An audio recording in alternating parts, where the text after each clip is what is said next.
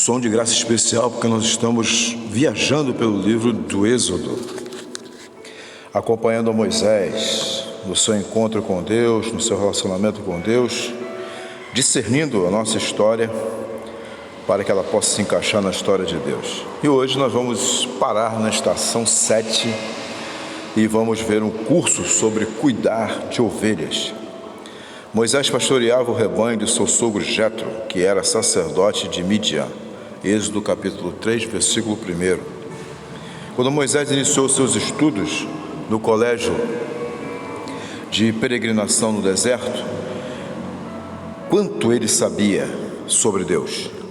Provavelmente as histórias básicas de Abraão, Isaque e Jacó. Talvez ele tivesse ouvido as promessas vagas de que um dia seu povo seria resgatado. Mas, pessoalmente, ele ainda não tinha se encontrado com Deus. Isso mudaria, mas não em pouco tempo. Você já percebeu a importância das ovelhas na história bíblica?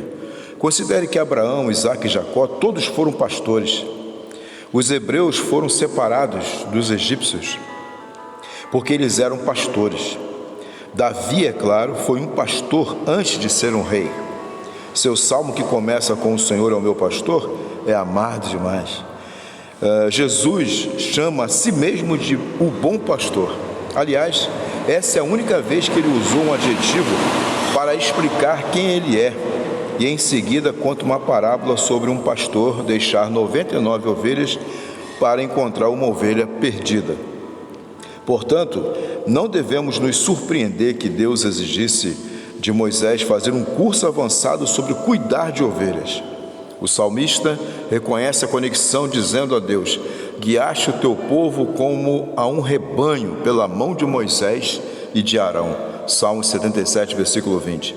Que treinamento melhor Moisés poderia ter para pastorear 2 a 3 milhões de hebreus?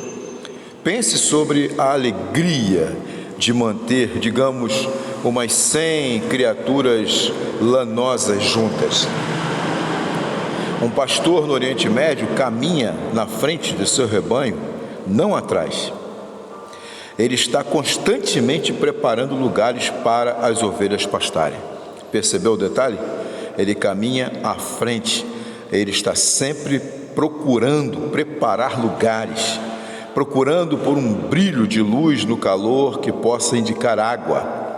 Muitas vezes fica desapontado por ser outra miragem. Contando o número de ovelhas para ter certeza de que uma delas, por tolice, não tenha se afastado, para então ter de correr e salvar a perdida.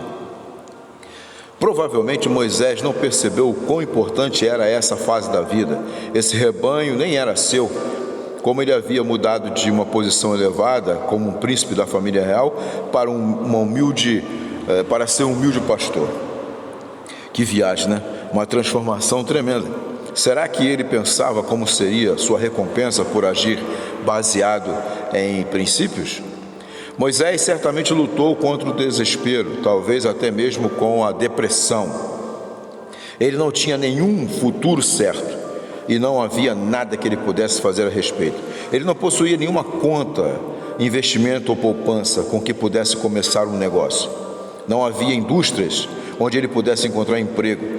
Ele dependia da generosidade de uma família estrangeira, uma família improvável. Anote isso. Lentamente, os meses se tornaram em anos e Deus usou esse tempo para preparar Moisés para sua única missão. Será que Moisés entendia o que estava acontecendo? Certamente, durante 40 anos pastoreando ovelhas no deserto da Arábia, ele teve muito tempo para refletir.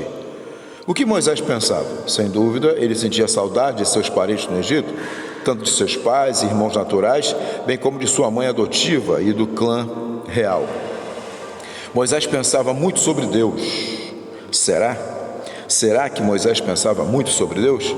Olhando para a escuridão do céu em longas noites sem dormir, ele lembrava da promessa feita a Abraão para fazer dele uma grande nação incontável como as estrelas?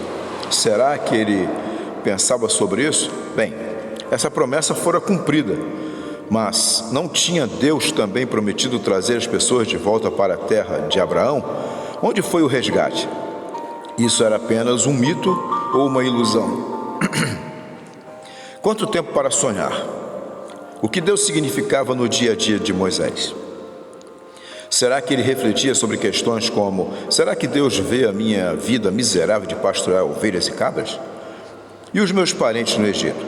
Será que Deus se preocupa com eles? Os meus pais e irmãos morrerão na escravidão? Seria essa uma série interminável de geração decepcionadas? Por que Deus deu a mim esse fardo? Se Deus realmente me deu essa incumbência, então por que me abandonou humilhado, incapaz de salvar até mesmo um homem ou a minha família, e muito menos uma nação? Após 40 anos no deserto, talvez ele tenha olhado para a sua família do passado e pensado: 80 anos e nada que mostre para quê? Que desperdício de vida! Se era isso que Moisés pensava, então estava se aproximando o momento em que Deus poderia usá-lo. Entretanto, Moisés não via nada. Se você já sentiu emoções semelhantes, há uma boa notícia: não importa a sua idade. Deus tem um plano para a sua vida. Ele vai usar você. Você está disposto a esperar pacientemente Deus revelar seu plano para você? Lembre-se, Moisés tentou servir a Deus em sua própria força e falhou miseravelmente. Moisés, então, desistiu e se resignou ao tédio, cuidando de ovelhas. Mal sabia ele que o propósito da sua vida estava prestes a ser revelado e de que nada de que estava acontecendo era um desperdício, na verdade, né? Você está cumprindo fielmente suas responsabilidades, mesmo que elas pareçam banais, talvez até sem sentido? Tem entendido que cuidar de ovelhas é uma tarefa muito importante? Que da mesma forma suas tarefas diárias, tarefas de rotina, têm significado? Deus está usando esse trabalho para formar o seu caráter. Se aprendermos a ser fiéis nos pequenos detalhes da vida cotidiana, o dia virá quando Deus poderá fazer o impossível por meio de nós. É o momento de nós pararmos. Estamos na estação 7 e agora é hora de parar e pensar. Em seu relacionamento com Deus, você já experimentou um momento no deserto? Ou talvez você acha que está no deserto agora? O que você aprendeu com a experiência? Ou o que Deus está lhe ensinando durante esse tempo? Pare e pense. Deus te abençoe, um grande abraço pastoral, e amanhã vamos parar na estação 8 com a graça de Deus. Um grande abraço.